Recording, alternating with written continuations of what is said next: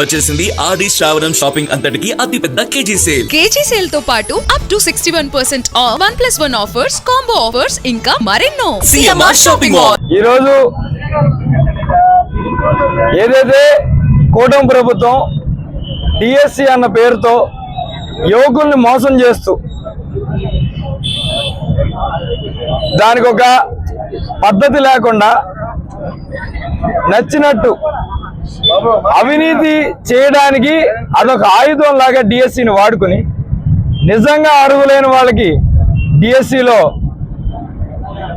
పోస్టులు ఇవ్వకుండా వీళ్ళకి నచ్చిన వాళ్ళకి, వీళ్ళ కార్యకర్తలకి లేదా డబ్బు పెట్టి అమ్ముకున్న పరిస్థితులు కూడా మన కళ్ళెట సోషల్ మీడియాలో కూడా చూడటం జరిగింది. ఇంతవరకు దానికి సమాధానం చెప్పింది లేదు. స్పోర్ట్స్ కోటాలో ఎందుకు కొత్త జీవోలు తెచ్చి కొత్త ఆటల్ని పెట్టారు, దాంట్లో అసలు టెట్ రాయని వాళ్ళకి ఎట్లా అవకాశం ఇచ్చారు అన్న దానికి సమాధానం చెప్పింది లేదు. మేమంతా సరిగ్గా చేసాం, మేము సిబిఐ విచారణగానే సిద్ధమని దాని మీద కమిటీ వేసి అది తేలేంత వరకు నేను రాజీనామా చేస్తానని పెద్దరికంగా లోకేష్ గారు ఒప్పుకున్నది లేదు. పూర్వకాలం సామెత చెప్పినట్టు దున్నపోతు మీద వర్షం కురిచినట్టు ఎవరు ఎంత బాధపడుతున్నా మాకు లెక్కలేదు. 5 ఏళ్ళు మా అబద్ధాలకి ప్రజలు అంగీకరించి మాకు అధికారం ఇచ్చారు, మేమేం చేసినా చెల్లుద్ది అన్నట్టు ఈరోజు కూటమి ప్రభుత్వం నడుచుకునే తీరు బట్టి మనకు అర్థమవుతుంది. ఇదొకటే సమస్య అనుకుంటే కృష్ణా డెల్టాకి ఇంతవరకు నీళ్లు అందించని పరిస్థితి.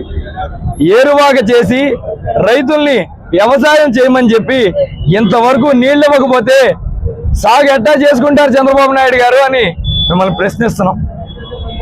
అలాగే ఆడపిల్లల్ని కాపాడుతామని పెద్ద మాటలు చెప్పిన మీరు ఈరోజు మీ పనితనం అంతా కేవలం ట్వీట్లు మాత్రమే పరిమితం అవటం, డాక్టర్ ప్రియాంక గారు చావు పట్ల కూడా కనీసం స్పీడ్గా యాక్షన్ తీసుకోలేకపోవడం కలిసివేసే విషయం.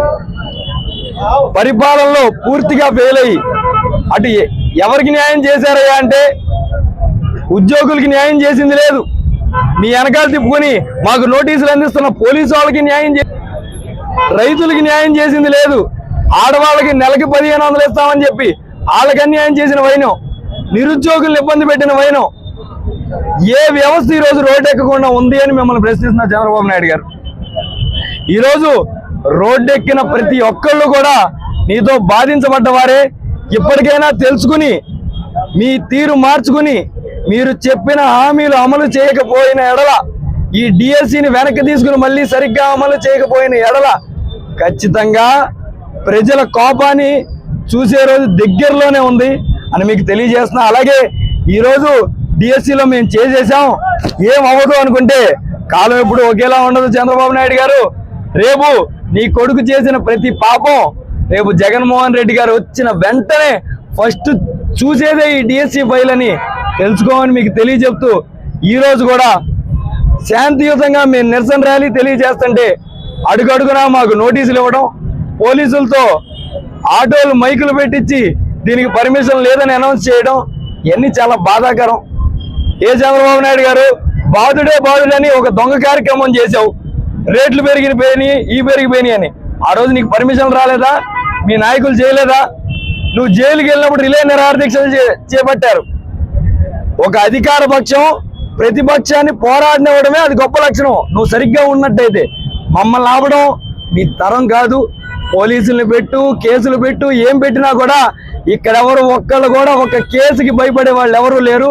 ఇక్కడ అందరూ ఎవరైతే బాధింపబడతారో వాళ్ళ కోసం పోరాడటమే వైఎస్ఆర్ కాంగ్రెస్ పార్టీ లక్ష్యం అని తెలియజేసుకుంటూ సెలవు తీసుకుంటాం.